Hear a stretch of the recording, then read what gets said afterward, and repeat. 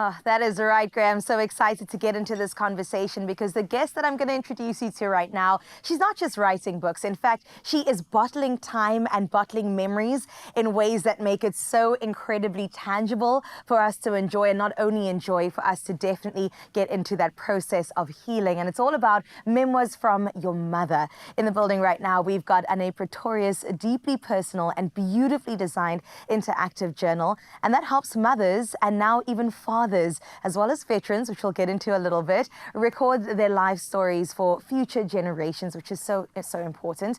And after the passing of her own mother, whose handwritten reflections became her most cherished inheritance, Ane set out on a mission to help others do the same, turning family storytelling into a beautiful movement. So Ane, welcome, and thank you so much for being here this morning. Hello, Carissa. Thank you very much. It's a great honor to be here. And I love the fact that you've really turned something that is a tragedy into a healing moment, not just for yourself, but for so many generations that are still to come after you. So tell me more about how you even began thinking about writing and, like I said earlier, turning it into something tangible. Yeah, so how it happened is my favorite place in the world is a flea market. Oh, I love and that. so the story starts at the flea market in 2010, and I saw a similar book and I thought, oh, I'm going to buy this for my mother. And I gave it to her and I said, Mom, I know you're so busy, but this would be really quite interesting if you could find the time to complete it. And I must say, Carissa, I actually forgot about that book. You know, life is so busy. Of course. But my mum, through a period of a couple of years, completed that book for me. And on her 60th birthday, she handed it over to me quite formally. And it was gaping like this with all the extra photos and extra cards that she put into the book. And I must say, if I look back at that, if I think back at that moment, I didn't really understand the value of that book until her sudden passing. And I went in and I got that book off my shelf and I reread it with a different perspective. Sure. And more of an understanding of the mortality of our lives. And yeah, so now I realize that book is so special. It's the best thing I have left of my mother. It's her handwriting. I can hear her voice in the way that she wrote. Oh my goodness. And not to mention even the photos and everything. So at a funeral, I spoke about this book and this concept a lot and wanted to create awareness and tell people, please, you don't know what you don't know. Please start today, write your story.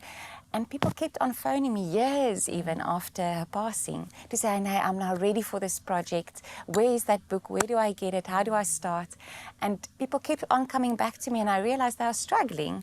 And I myself started to think, well, I should also start with this project, practice what you preach. Yes.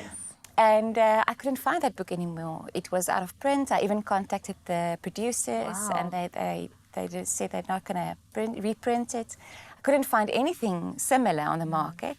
And I said, okay, well, this is my time. Let me do it if no one's going to do it. And there's obviously a need.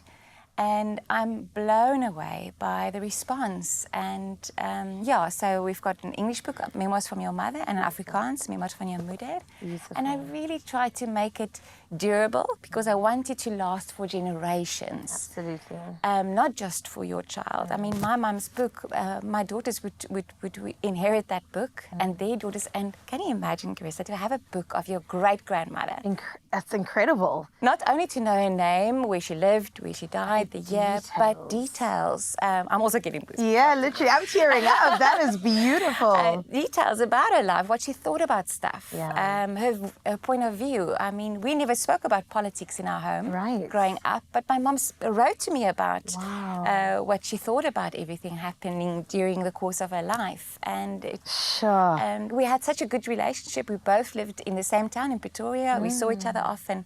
But I'm blown away when I realize how much I wouldn't have known if she didn't write it down. Oh my goodness. And that is so beautiful. I am choking out because I can imagine that gift that keeps on giving. And the fact that on her birthday, she handed something over to you is absolutely special. I'm sure you will treasure it forever. Tell me a bit more about the book itself, though. What does it look like? How is it set up for people to be able to put their different memories within it? Yes, so the book my mum completed, you remember it was gaping with all the photos and it keeps on falling out. So we have this big, beautiful book bag with the cover artwork. And then, so the book, also have sturdy envelopes in the book. Oh, where you can insert memorabilia. And I encourage people to really record your voice, because I still listen to my mother's WhatsApp messages. Wow. But those are things like, Anne, I'm going to be 5 minutes late, just order some coffee in the meantime, stuff like that. But it still has a voice. So if you can record something special, your favorite poem or your favorite recipe, or just how your day went. And then beautiful artwork for each chapter, which represents a part of your life. And you can also order the artwork, the original artwork, and prints online. Beautiful. So Marie Vermeulen-Brit is a well-known South African artist, and she's also internationally adored. And then the thing that I'm really excited about is the prompts. So Mum's book was awesome, but there were fixed questions.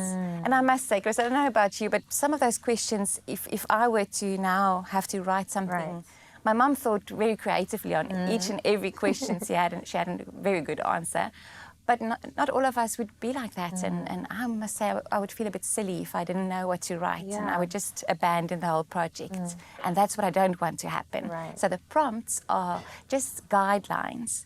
Think about this, think about this. It's a discussion between you and your child. So your child is asking you about your life, and you are answering in your book. But the best part for me, so in the new version, I've got an extra booklet, and in this book, it's thinner pages. So the idea is I write my book, and before I hand it over to my child, I rip these pages out, or I take the booklet out. So my child doesn't know, number one, I had help, so that your kid will think, my mum was so cool, she just thought about all these things on her own. And he or she would not know what you decided maybe not to write about. So this book is really how you want to make of it. Curated by your memories and the way you want to do it. Look at that artwork, absolutely stunning.